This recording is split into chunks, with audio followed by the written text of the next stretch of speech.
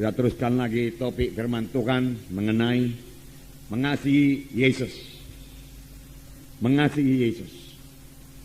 Kita melihat lagi ciri-ciri dari anak Tuhan yang mengasihi Yesus. Ada tanda-tanda dari anak-anak Tuhan yang mengasihi Yesus.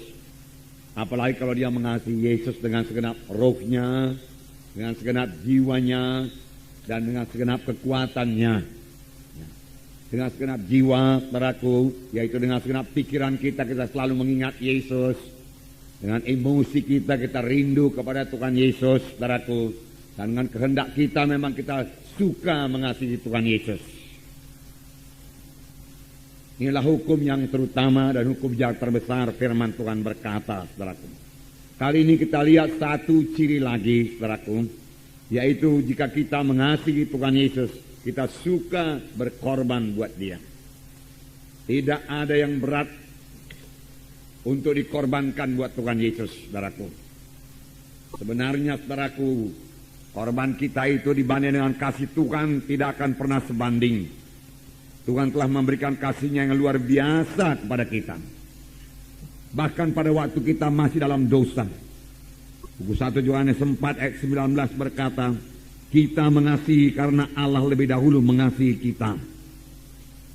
Kita patut mengasihi Tuhan karena Tuhan telah lebih dahulu mengasihi saudara, mengasihi saya. Dia mengasihi kita, saudaraku, dengan menggantikan kita dihukum supaya kita jangan dihukum. Dia dijadikan dosa supaya kita jadi kebenaran. Dialah substitusi kita, ganti kita. Itulah sebabnya kita diselamatkan oleh Tuhan Yesus.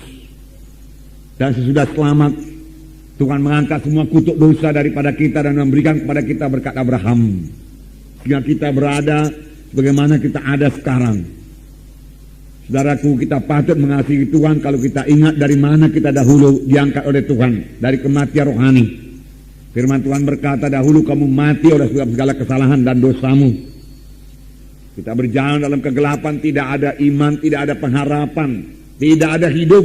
Inilah yang paling parah, tidak ada hidup yang kekal. Tetapi Tuhan telah memberikan kepada kita hidup yang kekal dengan korban yang sangat besar, yaitu Allah memberikan anaknya sendiri, saudaraku. Karena Yesus, saudaraku, dosa kita diampuni, saudaraku, dan Tuhan memberikan kepada kita Roh Kudus yang memimpin kita pada segala kebenaran, pada segala kebenaran. Sesudah itu Roh Kudus, saudaraku, terus memimpinkan kita hari lepas hari. Firman Tuhan berkata Roh Kudus memimpin kita pada segala kebenaran. Firman Tuhan berkata bahwasanya setelah kita dibentuk terus hari lepas hari menjadi bertambah, hari bertambah seperti Yesus. Kita harus berubah kalau kita mau mengikut Yesus. Kita harus berubah dalam pemikiran kita kalau kita mau mengikut Yesus dan sampai kepada panggilan Tuhan Yesus. Kita harus berubah dalam karakter kita, tingkah laku kita kalau kita mau, saudaraku, memuridkan orang lain, saudaraku. Karena memberi teladan adalah yang paling perlu dalam memuridkan orang lain. Kita tidak bisa memuridkan orang lain dengan mengajar saja, tidak. Orang lain melihat hidup kita yang berubah, pemikiran kita yang berubah. Orang lain harus melihat hidup kita yang suci, saudaraku. Dan ini terjadi kepada kita pada waktu Roh Kudus menyadarkan kita ini orang berdoa, kita ini memiliki lagi karakter-karakter yang diubahkan dan kita mau diubahkan dengan bertobat, Jadi bertobat ini bukan hanya pada waktu kita menerima Yesus saja. Bertobat, saudaraku, kita laksanakan sepanjang kita di dunia ini.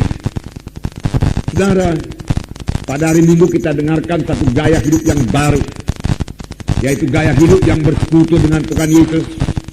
Gaya hidup, saudaraku, yang berkata-kata dengan Tuhan Yesus, saudaraku, selalu. Gaya hidup berdoa, gaya hidup yang mengingat Yesus, saudaraku. Saudara, satu lagi, saudaraku, saya tambahkan kepada saudara, gaya hidup bertobat. Apa, saudaraku? Gaya hidup bertobat. Kapan Roh Kudus, saudaraku, menegurkan ada sesuatu dalam hati kita yang tidak turut dengan kehendak Tuhan, segera kita bertobat, kita tinggalkan.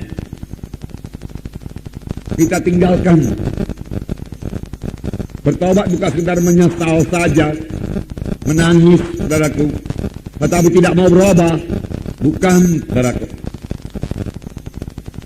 Banyak, saudaraku, penjahat-penjahat, saudaraku, pencuri, perampok yang ditangkap oleh polisi, kemudian dimasukkan dalam penjara, dia menangis.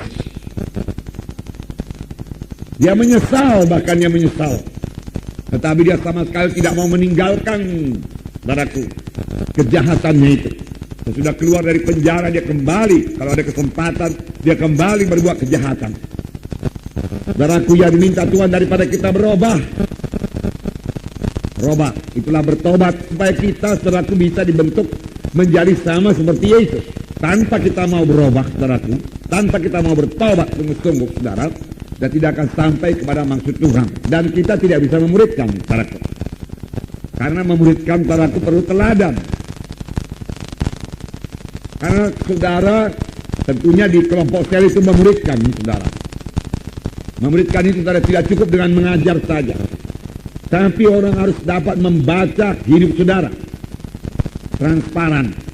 Kehidupan kita ini dilihat oleh kehidupan saudara sebagai pemimpin kelompok sel dilihat oleh anggota-anggota kelompok sel. Bahwa saudara sudah berubah, mengasihi Yesus, mengasihi dia, yaitu anggota-anggota kelompok sel saudara. Menyatakan dalam pelayanan saudara kepada dia, perkunjungan saudara kalau dia tidak datang, saudaraku. Di situ dia melihat pada kedewasaan saudara, kasih saudara. Dan dia mau berubah menjadi seperti saudara. Dan kelak kalau dia sudah berubah, dia akan memberikan orang lain lagi. Demikian pemberitaan berjalan terus. Dari satu generasi rohani kepada generasi yang lain, saudara. Nah, jadi gaya hidup bertobat. Gaya hidup bertobat.